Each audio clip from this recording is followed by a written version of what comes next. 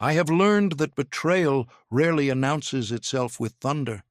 It creeps in like a shadow, silent at first, until it has consumed everything you once thought was safe. And when it finally shows its face, it is always from the person you least expected. My name is Hassan. I am 71 years old, a retired school principal, widower of 11 years, and father of one, my daughter, Layla. My life has been quiet these past years, predictable even, the kind of rhythm most old men would be grateful for. A garden to tend, a few old friends to meet for tea, and a library of books I've read too many times. But all of that calm, that sense of order, would be shattered by the person I had given everything to. Layla was my only child. Her mother, may God rest her soul, died when Layla was 20. From that day, it became just the two of us against the world. I cooked, cleaned, worked extra years, and swallowed every bit of loneliness I felt so that she could build the life she wanted. Every decision I made after her mother's death was tied, in one way or another, to Layla's future. I thought she knew that. I thought she valued it. But memory can be deceptive. When I look back, I realize the cracks began much earlier than I cared to admit. It started with her calls. Once daily, then weekly, then, "I'll call you when I can, Baba." I told myself she was busy, work, her friends, the new apartment she had moved into. It wasn't neglect, I convinced myself, just the natural course of life. Children grow, they drift. That's what all my friends said. But none of them knew Layla. She wasn't just my daughter. She was the reason I survived after her mother passed. The silence she began to weave into our relationship felt less like distance and more like punishment. One evening I decided to visit her unannounced. I carried with me a small dish I had made, her mother's recipe for chicken stew. The smell alone would have brought back memories of family dinners and warmth.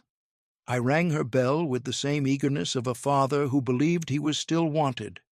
When she opened the door, she wasn't cruel, she wasn't dismissive, but she was hurried, distracted, her eyes darting behind me as if she was expecting someone else. "Baba," she said, pressing her palm lightly against the edge of the door. "I'm really busy tonight.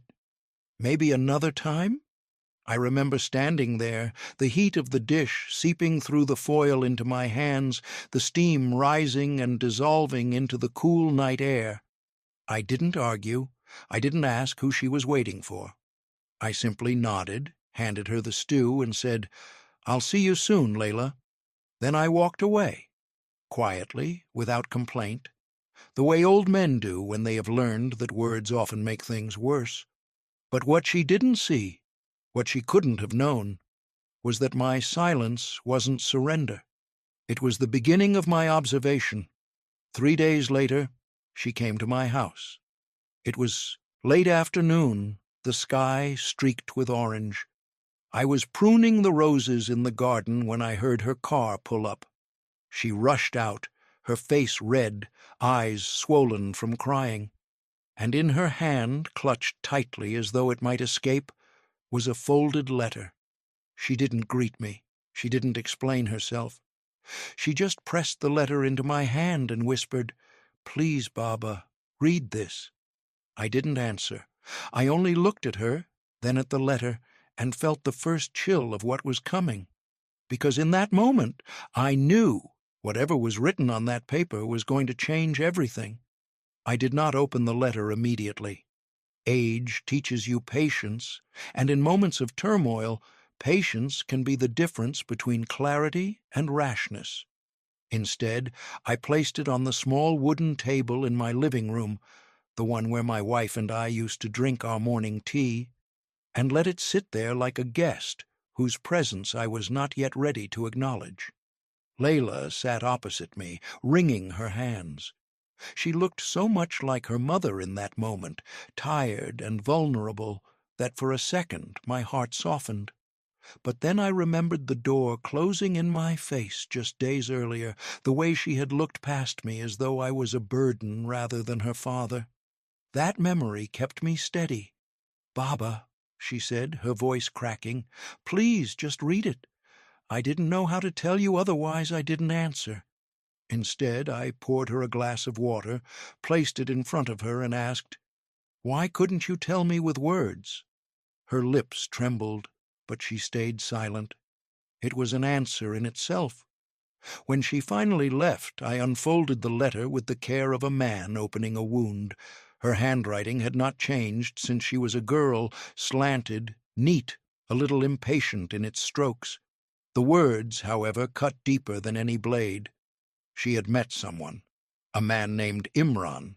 He was kind, successful, different from anyone else, she wrote.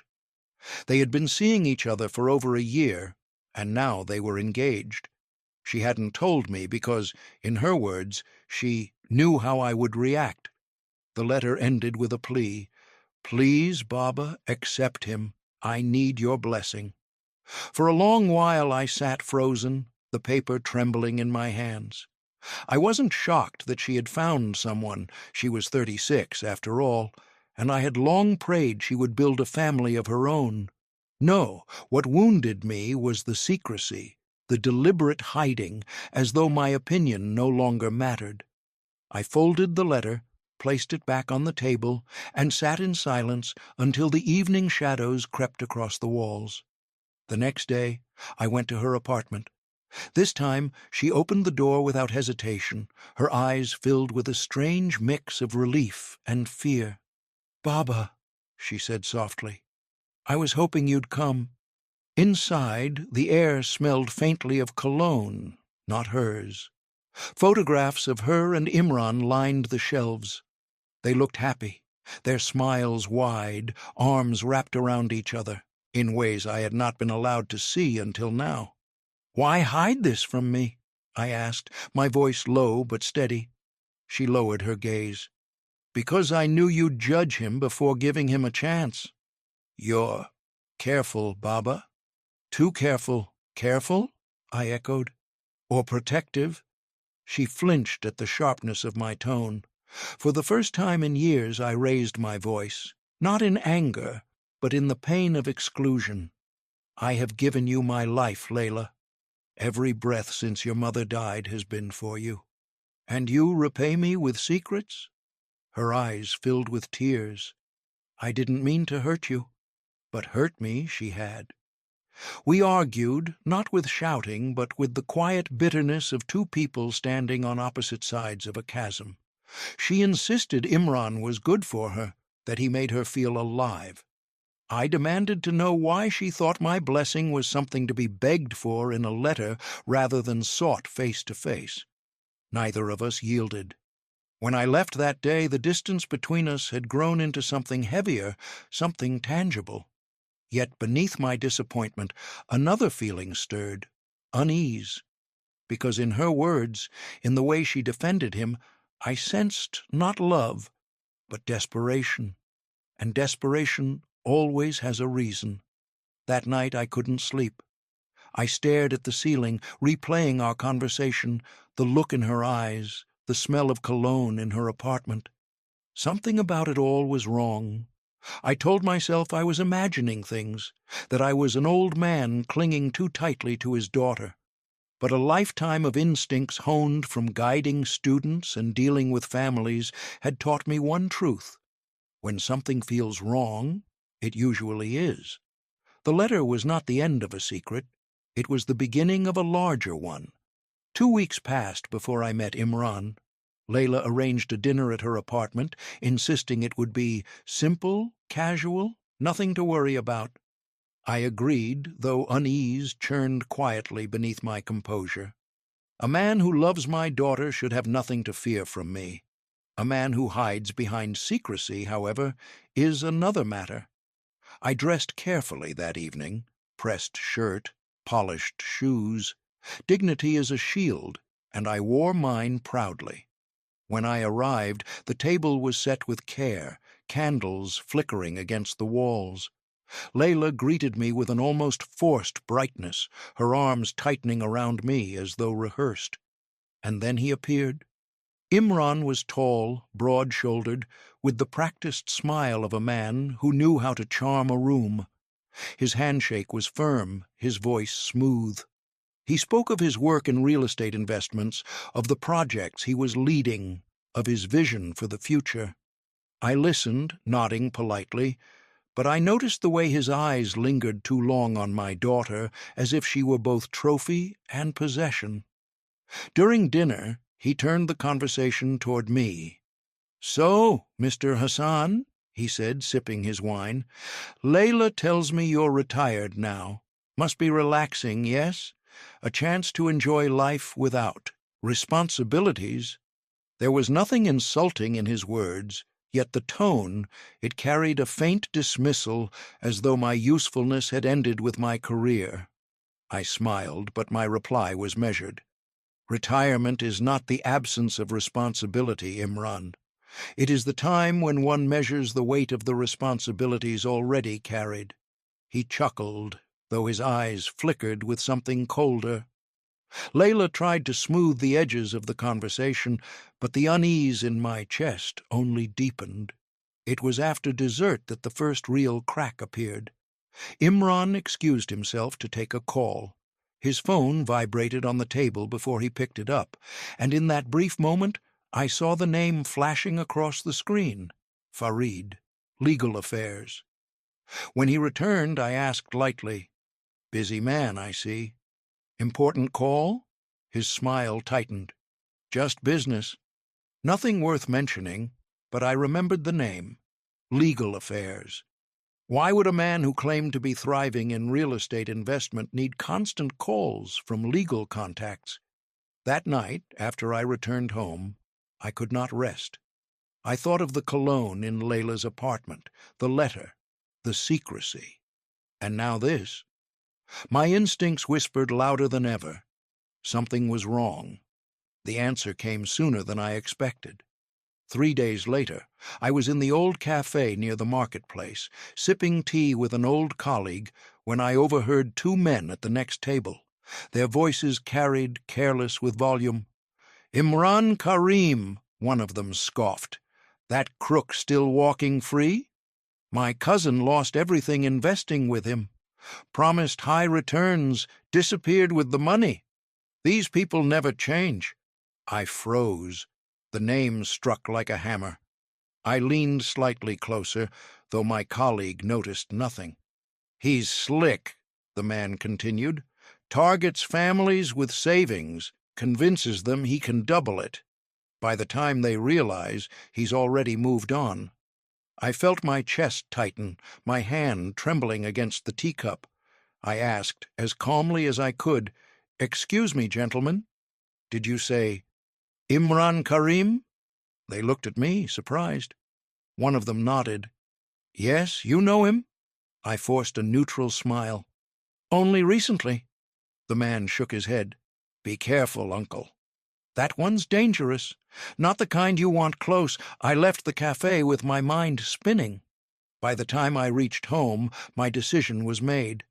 I would confront Layla. That evening, I arrived at her apartment unannounced. She looked startled, but welcomed me in.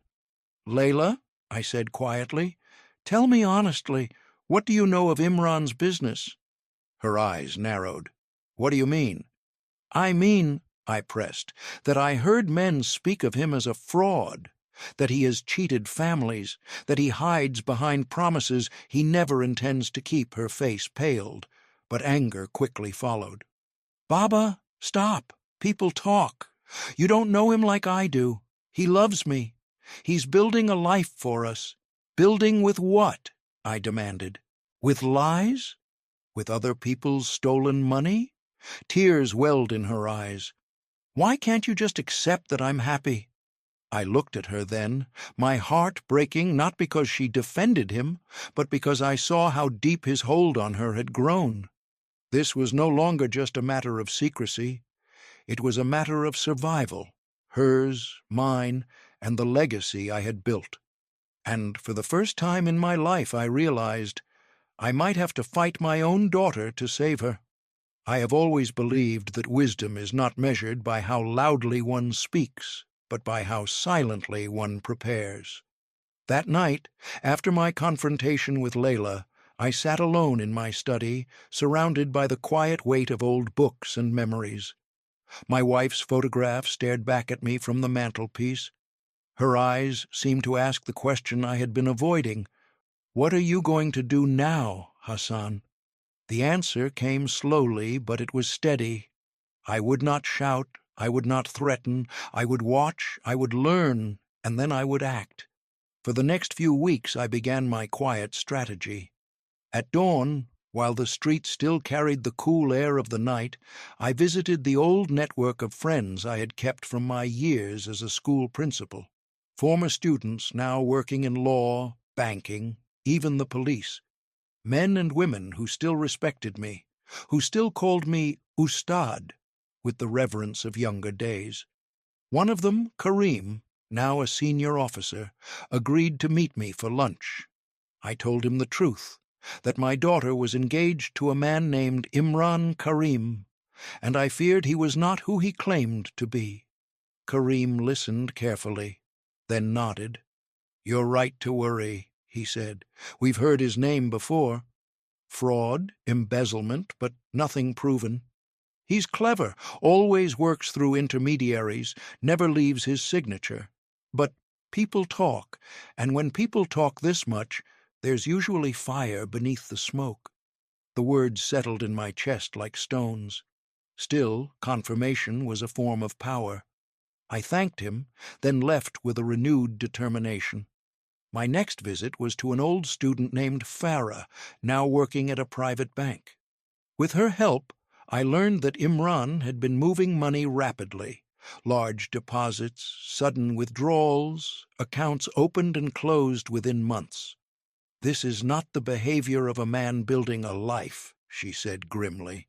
"This is the behavior of someone hiding trails." Piece by piece, the picture became clearer. And with each piece, I knew I could not confront Imran directly yet. If I stormed in with accusations, Layla would side with him. My daughter was blind, but not malicious. She was ensnared, not complicit. I had to show her the truth in a way she could not deny. One evening, I invited them both to my house for dinner. I cooked carefully, her mother's recipes, the flavors of her childhood. When they arrived, Imran was smooth as ever, complimenting the garden, shaking my hand with that same practiced grip. But I was prepared. Over the meal, I asked him about his work. "Tell me, Imran," I said casually, "what projects are you investing in these days?" He smiled confidently. "Several, actually. Properties near the new highway expansion. Big returns in a few years," I nodded thoughtfully. "Interesting. You know, one of my former students works with the city planning committee. Perhaps you know her. Farah Khan?" The flicker in his eyes was brief, but I caught it. Layla, of course, noticed nothing. I leaned back, my tone light but sharp.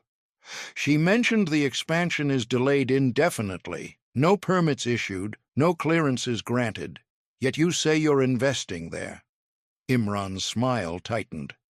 "Delays happen, Mr. Hassan, but trust me, it's only temporary." I said nothing more, letting the silence weigh on him. Later that night, as they prepared to leave, Layla kissed my cheek, thanking me for the dinner. Imran shook my hand again, but this time I held his gaze a fraction longer. Enough for him to know that I was not as blind as he wished. After they left, I sat alone in the quiet. For the first time since this ordeal began, I felt a flicker of strength return. I was no longer reacting. I was preparing. The twist was subtle, but real. Imran thought I was an old man easily dismissed. Layla thought I was resisting change. But in truth, I was beginning to build my defense, stone by stone. I had spent my life guiding young minds, teaching them to discern right from wrong. Now I would guide my own daughter back from the brink, whether she wanted it or not. This was no longer just about her happiness. It was about protecting the legacy her mother and I had built. And I swore, under the watchful gaze of my wife's photograph, that I would not let it be destroyed by a man like Imran. The weeks that followed tested me in ways I had not expected. Imran, perhaps sensing my quiet resistance, began to tighten his hold on Layla. She visited less often, her calls grew shorter, and when we did speak, his name lingered in every conversation like a shadow I could not escape. "Baba," she said one evening over the phone, "Imran thinks we should buy a house together. Somewhere new, away from the city. It'll be a fresh start." Her words landed heavily. A house away from the city meant distance. Distance from me, from the few watchful eyes who might protect her. I asked carefully, "And how will you afford this house?" There was a pause. "Imran says he has investors lined up. He just needs me to contribute my savings. Baba, it's a good opportunity." My chest tightened. She had savings, modest, but enough for her independence. If he drained that, she would be left vulnerable, dependent on him alone. "Layla," I said firmly, "do not give him your money." "Not a single rupee," she bristled. "Why do you always assume the worst?" "You don't even know him the way I do." "I know enough," I snapped, my patience thinning. "Enough to see that he is not what he pretends." Silence stretched across the line before she whispered, "Sometimes I feel like you don't want me to be happy." The words cut deeper than any blade. A few days later, Imran himself came to my door. He arrived unannounced, dressed sharply, his cologne heavy in the air. I opened the door, and his smile was polite, but cold. "Mr. Hassan," he said smoothly, "may I come in?" I considered refusing, but then I stepped aside. A wise man knows his enemy better inside the walls than outside. We sat in the living room, tea untouched on the table between us. He leaned forward, resting his elbows on his knees. "I know you don't trust me," he began, "and I understand. Fathers are protective, but let me be clear. I love your daughter. I intend to marry her." With or without your blessing, I met his gaze evenly. "Love is proven by sacrifice, not by words. Tell me, Imran, what have you sacrificed for her?" His eyes hardened. "I've given her happiness. I've given her a future." "A future," I said quietly, "built on other people's stolen pasts?" His smile vanished. The mask slipped, if only for a heartbeat. "Be careful, old man," he said softly, his voice like steel. "You don't know who you're speaking to." I leaned back, unshaken. "I know enough, and I know this. If you harm my daughter, you will answer for it." We sat in silence, two men locked in quiet war. Then he stood, adjusted his jacket, and walked toward the door. Before leaving, he turned and said, "You're standing in the way of her happiness. If you keep pushing, you'll lose her completely." When the door closed, I let out a breath I hadn't realized I was holding. My hands trembled, not from fear, but from the recognition that this was no longer a battle of words. Imran had declared his intentions. The next week brought the second confrontation, this time through Layla. She arrived at my house, her expression stormy. "Why did you threaten him?" she demanded. I kept my voice calm. "Did he tell you that? He said you tried to intimidate him, that you don't want us together. Baba, why are you doing this to me?" I looked at her, my daughter, the child I had raised with love and sacrifice, and felt the sting of betrayal. She believed him over me. "Layla," I said softly, "I am trying to protect you." "From what?" she cried. "From love? From building a life of my own?" Her tears fell freely, but behind them I saw something worse: loyalty to a man unworthy of her. That night after she left, I sat in the quiet house and realized the full weight of my challenge. I was not just fighting Imran, I was fighting my daughter's blindness, her trust misplaced in a man who saw her as nothing more than a means to an end. But even as the walls closed in, I reminded myself of my vow. I would not falter.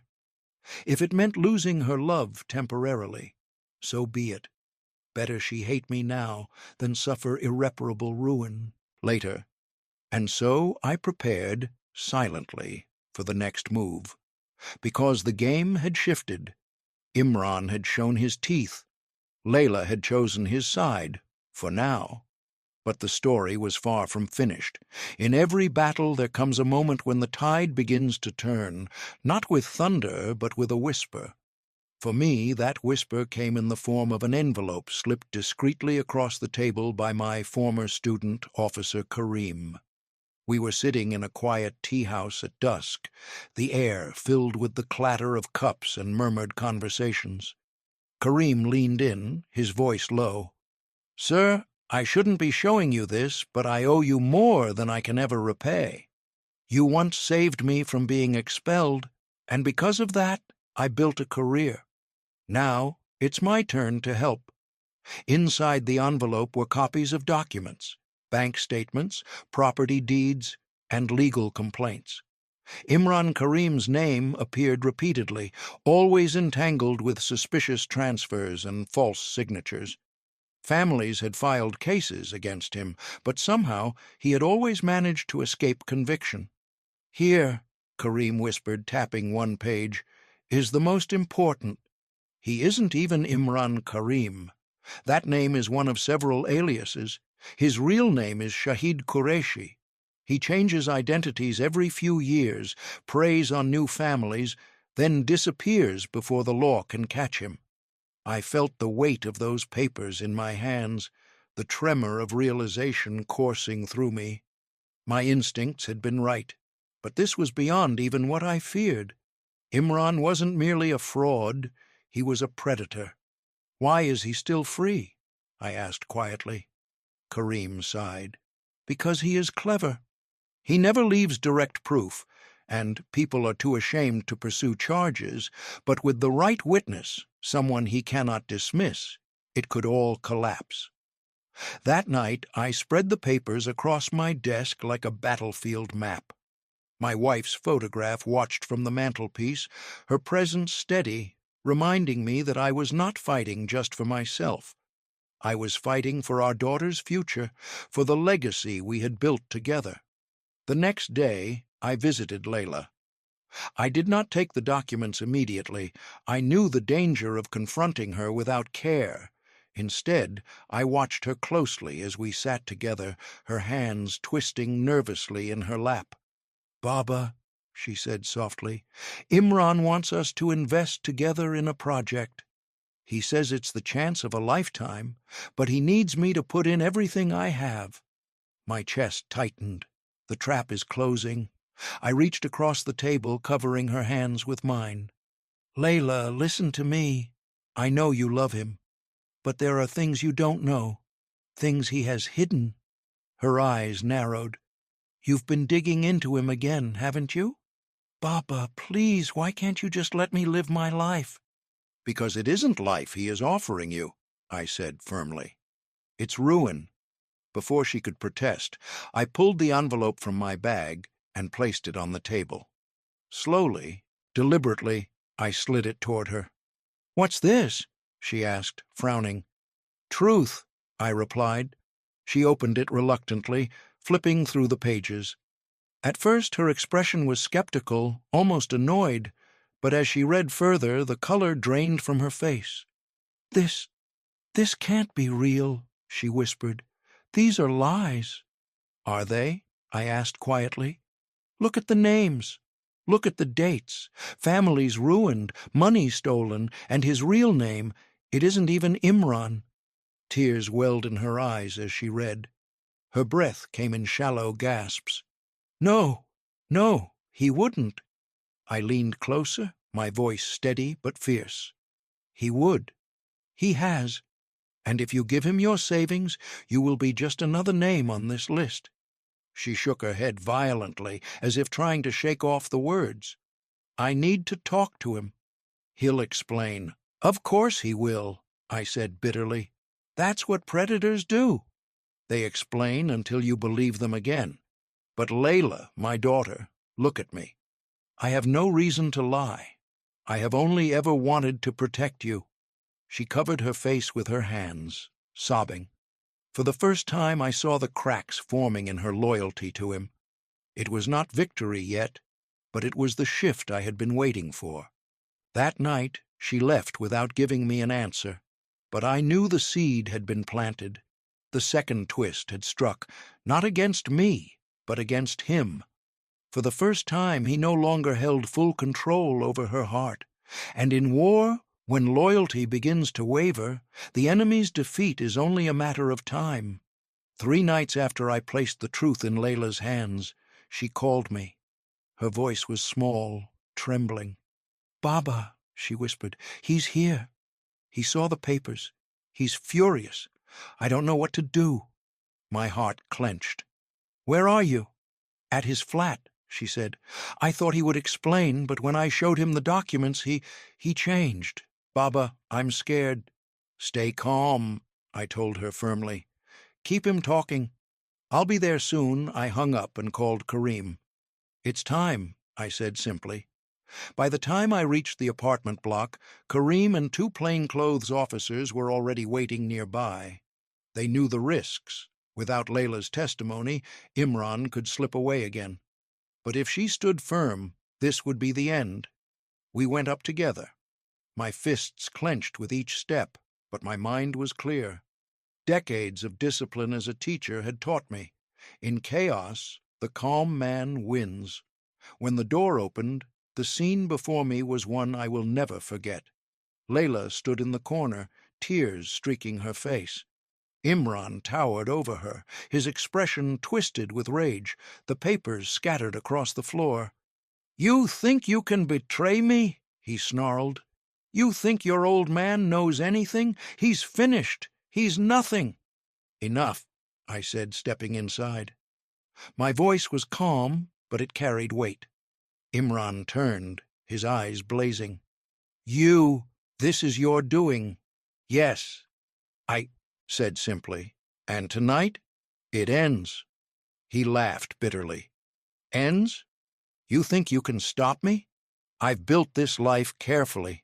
People trust me. No one will believe you." "Maybe," I replied, nodding toward the officers now entering behind me. "But they will believe the law, and they will believe your victims." For the first time, true fear flickered across his face. He backed away slightly, but his words were venomous. "You'll regret this, old man." "I'll make sure of it." "No," I said quietly, stepping closer. "You made one mistake, Imran. Or should I say Shahid Qureshi? You underestimated a father's love. You thought age meant weakness. But I have more strength in my silence than you have in all your lies." Layla sobbed, her voice breaking. "Is it true? Is your name Shahid?" His silence was answer enough. Her tears turned to fury. "You lied to me. You used me." "Layla," he began, but she recoiled. Don't say my name. You disgust me." At that moment, Kareem stepped forward, handcuffs glinting. "Shahid Qureshi, you're under arrest for fraud, identity theft, and pending charges of financial exploitation. You have the right to remain silent." The struggle was brief. He tried to resist, but the officers pinned him easily. As they dragged him out, he spat at me. "You think you've won, old man? She'll never forgive you." I stood tall, my voice steady. "Better her anger today than her ruin tomorrow." When the door closed behind them, silence filled the room. Only the sound of Layla's sobs remained. I walked to her, my knees heavy with age, but my heart still strong. I placed a trembling hand on her shoulder. "Layla," I said softly, "look at me." She lifted her tear-stained face, eyes searching mine. "Baba, I didn't believe you. I thought you wanted to control me." I almost gave him everything. I stroked her hair gently, the way I had when she was a child. You gave him nothing. That's what matters. You saw the truth before it was too late. But I hurt you, she whispered. I doubted you. I chose him over you. I swallowed hard, my voice breaking despite myself. You are my daughter. Nothing you do can change that. Love is not measured in moments of blindness, but in the courage to return when sight is restored. We held each other then, father and daughter, broken yet unbroken. Outside, the city moved on as if nothing had happened, but in that small apartment everything had changed. I knew the road ahead would not be easy. Healing takes time, and trust once cracked never fits the same. But Imran was gone, his mask torn away, his schemes collapsed. And for the first time in months I felt peace stir within me. I had fought, not with fists, not with rage, but with patience, strategy, and love. And I had won. The days after Imran's arrest passed in a blur. There were court hearings, witness statements, and endless paperwork that Karim and his team handled with the efficiency of men who had long waited for this chance. For the first time in years, the predator was cornered, his polished smile replaced by the weary mask of a man who had finally run out of lies. Layla and I attended the first hearing together. She sat beside me in the crowded courtroom, her hands clenched tightly in her lap. When Imran was brought in, shackled, his eyes swept over the room until they landed on us. For a fleeting moment, I saw the rage flicker again, but it was hollow now. His power was gone. The judge read the charges: multiple counts of fraud, identity theft, financial exploitation. Families he had destroyed came forward, their voices steady with long-buried pain. As I listened, I thought of how close Layla had come to joining their ranks. A single signature, a single transfer, and she would have been another broken name in his trail. When the hearing ended, we walked out together into the cool morning air. Layla turned to me, her face pale but resolute. "Baba," she whispered, "I don't deserve your forgiveness." I stopped, looking at her with all the strength I could gather. "Forgiveness is not earned, Layla. It is given, and I give it freely because you are my daughter. You were lost, but you found your way back." Her tears fell, but this time they were cleansing, not desperate. She clung to me, her grip fierce, as though afraid I might vanish if she let go. In the weeks that followed, she began to visit more often, not just out of guilt, but out of a genuine desire to reconnect. We shared meals again, cooked her mother's recipes together, and spoke of memories we had long avoided. Slowly the chasm between us narrowed, though I knew scars would remain. One evening, as we sat in the garden, she asked softly, "How did you stay so calm, Baba? How did you fight him without losing yourself?" I smiled faintly, gazing at the roses swaying in the twilight breeze. "Age teaches a man many things, Layla. The loudest voice is not always the strongest. Sometimes silence is the sharpest weapon. I knew if I shouted, you would only cling to him more. So I waited.